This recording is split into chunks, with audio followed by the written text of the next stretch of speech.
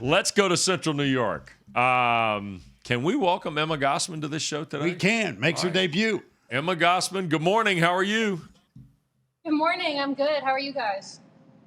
Emma, what kind of backdrop we got here? Where are we? Are we getting ready to practice here? What's going on? Workout? What's happening? No, we are just in our rowing performance center that we have, a part where we train. Behind me is the tank, which we use in the winter for training and stuff like that. We got ergs all around me. That's where we practice. What do you mean in the winter? You mean it gets cold up there? Huh? In Syracuse, Central New York? Only a little. Yeah, I'd slide right on that ice. You guys would be making record time on that ice on these shells now. I know how you guys roll. We actually do have ice-breaking boats that we take out when it's early on in the season that we are okay with getting a little bit damaged to hit the ice. Now, wait a minute. Who's in charge of that? I'm not aware of this now. We have ice-breaking boats? We really do?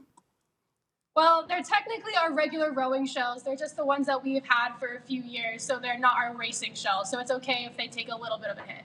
So who's in charge of that? I mean, who says, hey, I want to volunteer to be out there in the ice and break it? I mean, is that like a fun thing to do? 'Cause that sounds like torture. It's not really fun because you're expected to have like a normal practice, but you're hitting ice. Oh. If you want to sit in the coxswain seat, it's all yours. Yeah, I'm going to pass on that opportunity. All right, Emma, I'm sorry. We're gonna skew off the rail here just a little bit at the top. How cold? I mean, there's got to be a limit here on, hey, okay, we're not getting in the water today. It is 4 degrees. We're not getting in the water. It's 11 or what? Where is there? There's got to be some kind of floor to when you will and won't get in the water, right? Kinda. I honestly don't know what temperature is our cutoff. I know that I have suited up for practice with 4 shirts, 2 pairs of pants, a pair of socks, plastic bags, and another pair of socks, and a hat, and gone out to row. That's been my limit. The 4 shirts is where I usually cap off. Boy, that is dedication. Now, that's passion. Or maybe that's just a lack of intelligence. No disrespect to them. I mean, you got to be out of your mind to do that, for crying out loud, if it's that cold. But nevertheless, Lake Hartwell last week, ACC Rowing Championships, I know winning that ACC title was on top of the list of things to do. Virginia, give them all the credit in the world. They've been spectacular. But, man, Syracuse has had a great, great year on the water. Yeah, we really have. We've been working really hard. A lot of hard, long meters put on in the erg during the winter, a lot of long hours on the water. We really thought and really hoped that we would be able to come away with that win. Unfortunately, it didn't happen for us this year, but the team's in an awesome, awesome spot to be moving forward next year to hopefully get the championship back in Syracuse next year. Emma, I think a lot of people, old ACC fans, people that have followed the ACC know about Virginia's prowess in this rowing. Syracuse, though, has been to 5 of the last 6 NCAA championship regattas here. The program has got such a really good foundation. What's the competitive level been like? I know you're a senior. The competitive level looks like it's really gone up, though, even in your program. And at the same time, pardon the analogy here, the rising tide raises all ships, so to speak, right? I mean, it just feels like this league's gotten really good in rowing as a result of Syracuse being a part of it as well. Yeah, for sure. In my 4 years here, we've definitely shifted the conversation. My freshman year, we didn't make NCAAs, and it was really tough for us, really heartbreaking. So to be able to qualify 2 years in a row, after all the hard work that we've put in and been able to do that has been awesome. And I think that, the good competitors around us, like Virginia's won 19 out of the last 20 ACC championships. So we're really grateful to them as competitors to keep coming back every year, putting out great performances so that we can hopefully raise our game and try to finally take the trophy away from them.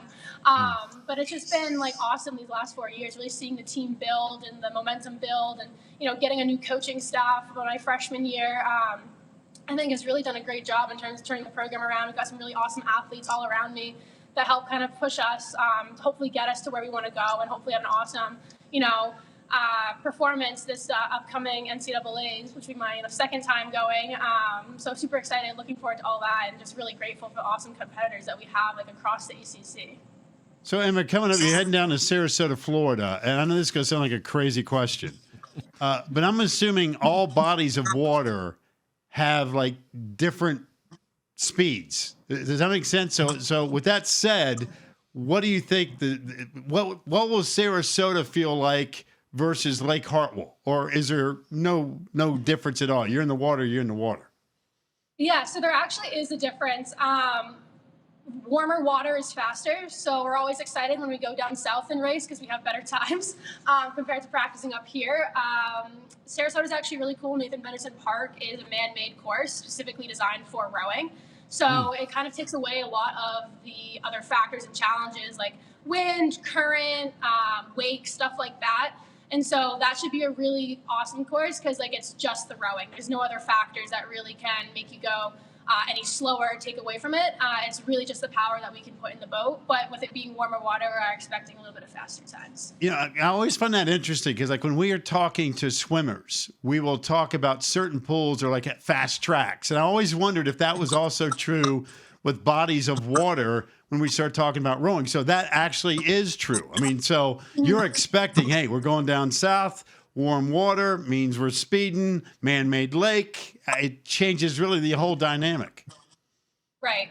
It's a lot, takes a lot of the outside factors. And obviously, as we're all checking times of things we're coming in with the conference championships and Big Ten, Pac-12, all that, we're checking their times. Like, oh, that's really fast water. Oh, that's a really fast time. You can kind of like check if all the boats across the different levels are going really fast.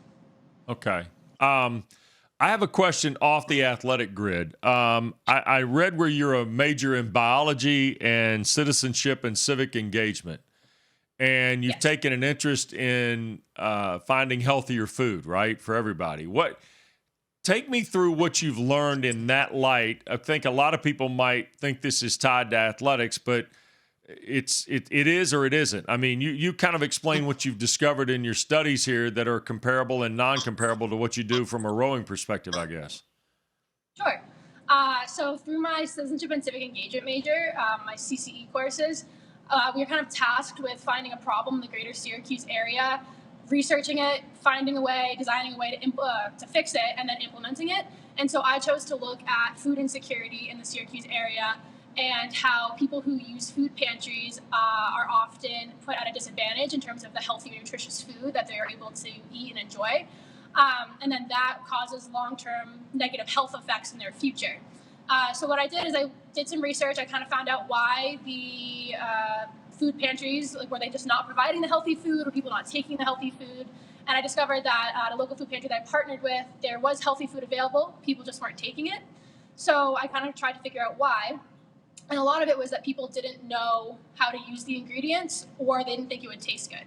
And so I came up with this healthy recipe and supplemental nutrition ingredient program to put into this food pantry. And basically what that means is I take the food pantry staples that they receive each month and I design recipes around them that are healthy, based on like low sodium foods, high protein, stuff like that.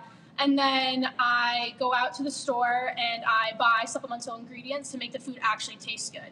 Because if you just hand someone a can of beans or lentils and say, here, eat this, they're not going to want to eat it because it doesn't taste good, and therefore they're not getting the nutrition benefits.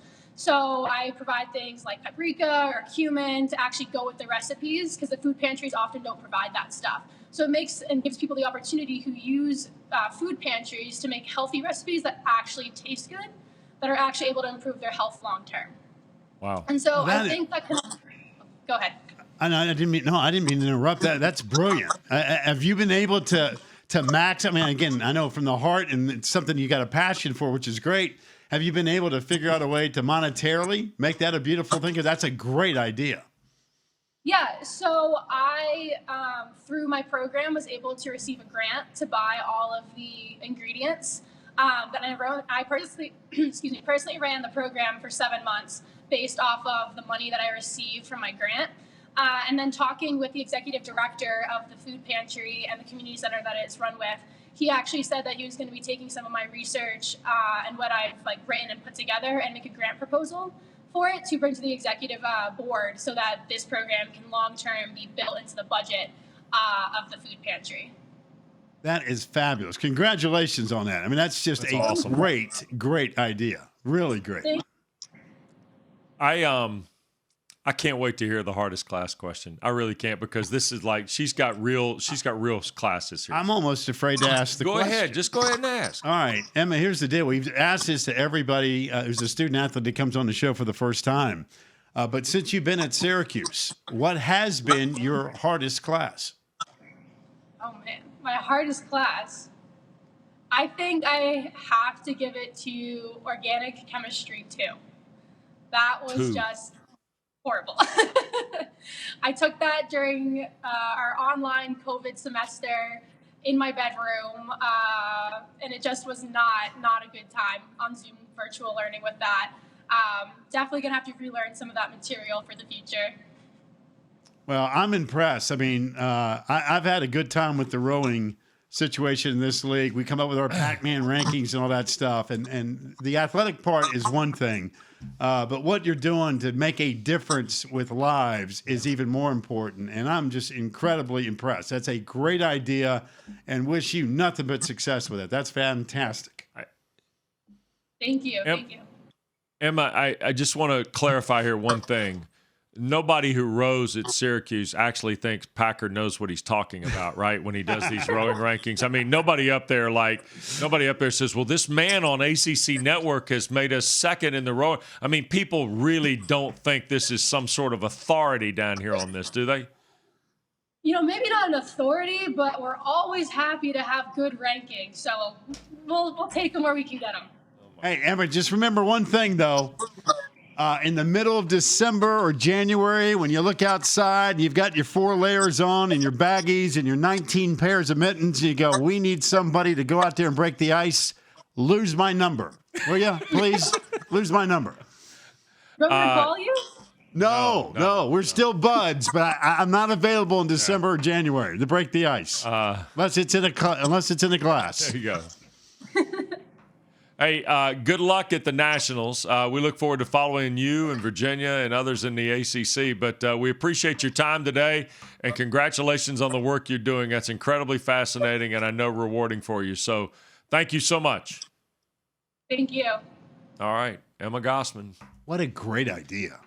That's brilliant. That's making a difference right there. I love stories like that. That is very cool. You want to say it again about student athletes in this league? I mean, it's like I said, you could follow the clown acts, which we talked about earlier, and then you got this league, which is doing things at a completely different level.